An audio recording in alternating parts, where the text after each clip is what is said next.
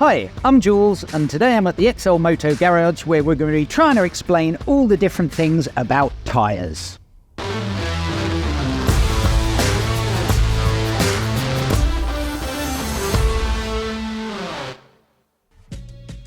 Tyres. So, can seem a little bit of a black art, but the tyre is essentially probably one of the most important elements on your motorbike. Getting the tyre choice wrong can make your whole experience completely different. So today we're going to talk about the various tyre types, the types of tyre that should be on your bike. We'll talk about the pressures you should be using. We'll talk about the figures that are included on the sidewall of your tyres so you have a better understanding to make sure that you choose the right tyre for the right choice of terrain for you. So, how do you choose the right tyre for your bike? Okay, well, it may sound obvious, but the first thing you need to do is make sure you get the right size. So your rim will have a size, it might be a size 17 rim. You need a size 17 tyre. Then you need the speed rating and the load rating. Those three figures are really important. However, the best way to check this is to actually look in your owner's manual, because all of this information is available in there. When the bike manufacturers made your bike, they made it, they engineered it, and they specified the best tyre for your motorcycle. So the best thing, go check your owner's manual, see what that says in there, and then match that to your bike. So, just as an example, you may think you've got a road bike, okay, and you need the stickiest rubber that's available because you're going to be going hard into corners, you're going to be going fast, and you want the maximum traction. However, if you've ever seen bikes lined up on the GP grid, you'll see all the tyres have tyre warmers on. The reason they have this is because those tyres only work once the tyre gets up to a certain temperature. Once the bike goes, it's already up to temperature, and it will allow that tyre to perform at its best during the whole of that race. If you put that onto your road bike, however, your tyre probably won't get up to the correct temperature and stay there, because you're going to be starting, you're going to be stopping, you're not going to be under full race load. So all of a sudden, this tyre that you think is going to make you go around corners like Rossi isn't going to work, and it's possibly going to slip out underneath you. There's also wet and dry race tyres, so you may also lose traction in the rain. So it's essential that you ensure that you get the right tyre for the right job and the right terrain. Okay, so you're going to find plenty of numbers on the sides of your tyres. So we'll try and explain what some of those numbers mean. For the first instance, we have 190 by 50, and this designates the width of your tyre and the height of your tyre. So in this case, the number is 190 by 50.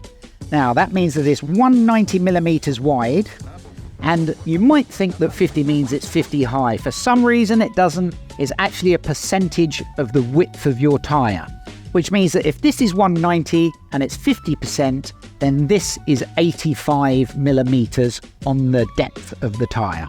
You'll also find an alphabetical number on your tyre. In this particular case, we're looking at a ZR tyre, and the Z means that this tyre is capable of going at speeds over 240 kilometers an hour. As they decrease, then the speeds get lower, but this is one of the highest rated tyres. Also, the R stands for radial. So there are three types of tyres. You have a radial tyre, which means that the plies go from side to side 90 degrees to the tyre. Then you have a bias tyre, which means that rather than R, you'll have a dash. And essentially a bias tyre means that the threads are kind of woven 45 degrees to each other, therefore making the tyre a lot stronger. And the final one you might see on here is a B. So if there's a B on there, that means that it's a belted radial.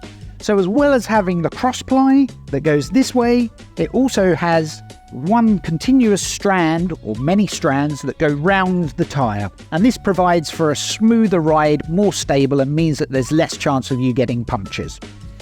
Then we move on to the next figure, which is 17. Okay, and 17 indicates the width of the tyre. So if your rim is a 17-inch, you will need a 17-inch tyre. Finally, we have MC. Well, that stands for motorcycles, just so everybody's clear and they understand. And then we have a speed and a load rating. Now, these you would need to look up on the internet. They're widely available across the web. However, the important thing here is the brackets. Because if it's in brackets, it actually means that the tyre is capable of running at faster speeds than is indicated. If there were no brackets, that would be the maximum speed for the tyre. Okay, other things to look out for on a tyre? Well, there's always a direction, okay? Tyres are directional, and the reason they're directional is because of the tread pattern. Now, the tread pattern is put on there so that it displaces water when it's raining. If you put the tyre around the wrong way, one, you're not going to pass your MOT or your CET, and secondly, it's going to actually try and put water into the tyre, so it's going to make it potentially really lethal for you. So you've always got to make sure you get the direction of the tyre correct. Now, if we flip the tyre over, there are a few other figures that you need to know about. So a tyre will also have a maximum load rating. In this case, the maximum load that this tyre should take is 365 kilos, and it also gives you the specified PSI, so the amount of air pressure that should be in that tyre. And in this case, it's 42 PSI. However, that PSI doesn't necessarily mean that this tyre should be inflated, okay? That's the maximum load that this tyre should be inflated to. You really should look into your owner's manual, because in your owner's manual, it will tell you the exact PSI that will make this top tyre operate correctly for you. And the final thing to say on PSI, always make sure you check the PSI when the tyre is cold. Because once you start running, obviously the pressure increases and the tyre PSI will change. So a hotter tyre will actually have more air going because all the molecules are knocking together and increasing the size of the tyre. So always make sure that you do this from a cold start. The final figure that you're probably going to want to look at is you're going to want to know the age of a tyre. Prior to 2000, there used to be a 3-digit code. The 3-digit code, you never really knew whether it was kind of like, was it the 9th month of the 12th year? Was it the 9th month of year 02? So they scrapped that in 2000. Anything with a 3-digit code is already over 24 years old and you shouldn't be running it on your bike. So now they changed this to a 4-digit code, and it will always be after the DOT, which stands for the Department of Transport. So the Department of Transport has registered that this tyre was manufactured in 0824, which stands for the 8th month of the year 24. Okay, and finally, how long does a good tyre last? Well, if you stick to the manufacturer's recommendation, a good tyre should last you between 5 to 6 years. The other thing to think about is, how long before the tread finally gives up. And on the tyres, you will find usually somewhere around a tyre, there will be a small mark that says TWI. Now that stands for Tyre Wear Indicator. And the Tyre Wear Indicator, once you've found that, on the inside of the tread, you will find some raised knobs. And the idea is that once the tyre gets down to those knobs on that tyre, then it's time to change your tyre. Sports bikes tyres. Okay, so whether you're a corner carver or you want to ride like Rossi, you're going to want a tyre that's going to place as much of the tyre on the road as possible. So most sports bike tyres you will find will have a very rounded shape. The idea of this is when you're leaning into a corner, you want as much of the tyre to be in contact with the road as possible. So you'll notice they have a very narrow profile, which allows the bike to turn steeper into the corners, but still allow as much of that tyre to have contact with the road as possible. The other thing you'll note on them is the tyre pattern itself. Now, if you're riding in somewhere like the south of Europe, the tyre pattern and the tread probably isn't so necessary, because ideally this is meant for dispersing water. Well, in the south, it doesn't rain so much, so you can probably get away with a lighter tread. However, if you're going to be riding in northern Europe, then tread's going to be a little bit more important, because you're going to want that tread to be able to displace the water as you're riding on that bike. Also on a sport bike tyre, it will be a radial construction. This means that the ply goes at 90 degrees to the tyre, and it allows the tyre to have a much stiffer feel to it, and it will also dissipate the heat a lot quicker than, say, a steel banded tyre. The other thing is the tyres are fairly lightweight, because your bike's going to be lightweight, and that means that you're going to get a lot more feel from the tyre on the road through your body, so you're going to know exactly where that point is where you can lean your bike down to. Now you can get slicks, okay, but the slick is really intended to be ridden on a racetrack, okay?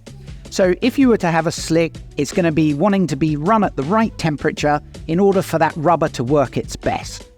Now, usually sport bike tyres are made with a slightly softer compound, which means they will wear out a little bit more quickly, but that softer compound means that you'll get more grip and adhesion to the road, which is really what you're after.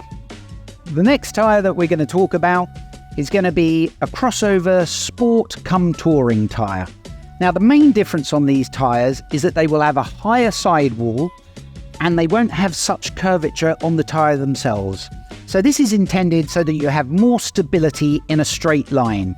When you're on a touring bike, you're not going to be dipping in and out of corners so much, so the pattern and the tread doesn't need to go so far round the tyre. The tyres are generally a little bit heavier and they have a stiffer construction.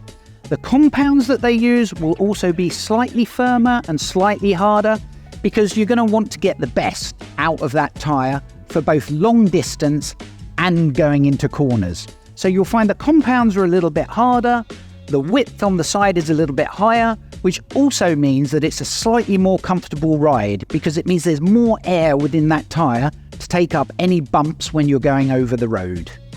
And finally, the tread on a touring tyre is going to be slightly deeper than it is going to be on a pure sport bike tyre. That's because your bike is going to be intended to be ridden over long distances where there are going to be variable conditions and there could well be the likelihood of rain. So an extra deep tread means that it will actually dispel more water from the tyre itself and therefore make the riding far better and much safer. Adventure and dual sport tyres. Okay, so when it comes to adventure and dual sport tyres, you kind of really need to know the kind of terrain that you're going to be riding in, because it does make quite a difference. For a start, the adventure and dual sport tyres, they are still intended to be ridden on a road. So as you can see from the profile of this tyre, there are still plenty of contact spots, which means that you can still lay the bikes into corners and it will still hold you firm. However, it does have quite a light tread pattern. Certainly it's more deeper than you would find on a standard road bike, but this means that it will allow you to ride the bike off-road and it will give you traction when you're on the trail. Now, when you move to this tyre, we're looking at a slightly heavier tread pattern. Now, the heavier tread pattern means that you're probably going to use this in more loose conditions, whereas there was possibly more dirt and possibly more mud. So for Southern Europe, where trails are dry and dusty, you might want to take on a profile of a tyre like this. And maybe if you're riding in Northern Europe, you're going to take on something with a few more knobs on it, which basically allows you to get more grip and more traction when you're on the trail. Now, a lot of these tyres, when you look on the manufacturer's website, they will actually give you percentages of what the tyre is intended for. So, like the Trail Attack tyre, you'll see, I think, on there something like 70-30. So it's meant to be ridden on-road 70% of the time and off-road 30% of the time. On the other side of things, you might have a tyre that's 50-50, so intended 50% on-road, 50% off-road.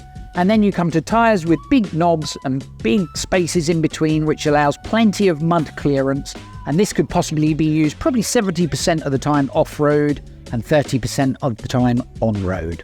The tyres are a little bit heavier, they have a higher sidewall, so there's plenty of more air in there to give you a little bit more extra, because you're going to be going over rough terrain, and you don't want to be getting a puncture when you're in the middle of nowhere and have no help available. Finally, we're going to move on to a couple of specialist tyres, and we're going to look at a motocross tyre and we're going to look at a sand tyre. So the main difference on a motocross tyre is essentially the knob patterns. You'll find there's big spaces in between the knobs, and you'll find that the knobs also move out to both sides. That's so that when you lay your bike going into a corner, you gain as much traction as possible from the knobs that are hanging out the side. You also don't want anything sticking in here, so the wheel itself will actually self-clean as it goes, because there's nothing for the mud to get into and grip onto all the dirt. And then we have a sand tyre. And a sand tyre essentially has paddles that go across it, which means that it will give you plenty of grip and traction when you're going through the sand in a desert. So both of these tyres, while being specialist, are also not really legal on the roads, and they're not going to be particularly good on roads because that's not what they're designed for. There's not much contact surface on this tyre on a road, And in the wet conditions, well, you'll be all over the place. Okay, so I hope that's given you a little bit more information on all the various types of tyres that are available and the bikes and the uses that they're for. You know, at the end of the day, a tyre can save your life. So you want to make sure that you get the right tyre for the right conditions when you're riding. Always make sure that your tyres are inflated to the correct pressures. Always make sure that your tyre is also within its date range, because rubber does perish and it will go off, and after 5 to 6 years you may not find they have as much grip on the road as you thought they did. Okay, so that's it for today from the XLMOTO garage. We hope you're having a great day yourselves, and we hope to see you again sometime soon.